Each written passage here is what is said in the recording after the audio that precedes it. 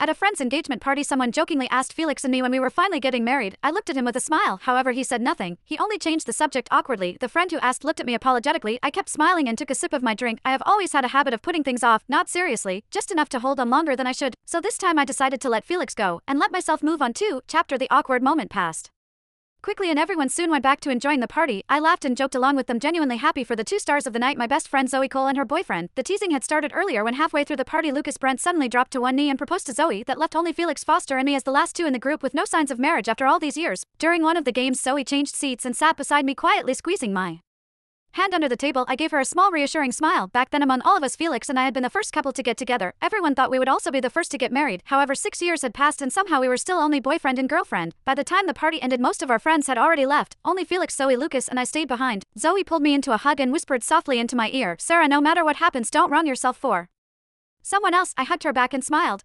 After watching Zoe and Lucas leave, I turned to follow Felix to the car. He was staring at his phone without even looking up. Lacey's still at the office working overtime. Her phone died so she can't call a car. I'm going to pick her up. I nodded. Okay. I slipped my phone back into my pocket. The moment he mentioned Lacey's name, I had already instinctively taken out my phone to book a ride home. Luckily, by the time he finished speaking, I had already gotten a car.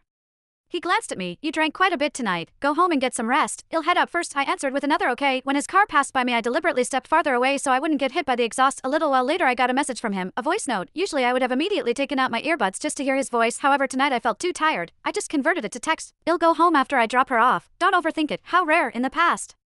Whenever he left me behind for Lacey, he never bothered offering any reassurance afterward. I replied with okay. The chat box showed typing. However, in the end he did not send anything. I did not care either. Ever since making that decision earlier tonight, I had felt an unfamiliar sense of relief. For years, because of Lacey, Felix's childhood friend, I had been anxious, insecure, constantly second-guessing myself. I had fought with Felix over her more times than I could count. However, every time he would only look at me coldly. "Are you done yet?" I treat Lacey like a younger sister. Her parents entrusted her to me, so of course I take extra care of her. I hired her because she's genuinely capable. Don't make everything sound so dirty. If that's how you insist on thinking about me, there's nothing I can do. Over and over again, always the same lines. I practically knew them by heart. When I got home, I did not wait for Felix. I went straight to bed. Just like I expected, he never came home that night. I already knew he would not. Chapter in the morning, a message came through. "Lacey's place lost power last night. I helped her until late. Didn't want to wake you, so I stayed in a hotel. Not at her place." He had always been frank like this. He never avoided mentioning Lacey in front of me. He believed that as long as he explained himself clearly, there was no problem. Another message popped up. "I booked that restaurant you've been wanting to try. Dinner tonight." This was his usual way of handling things.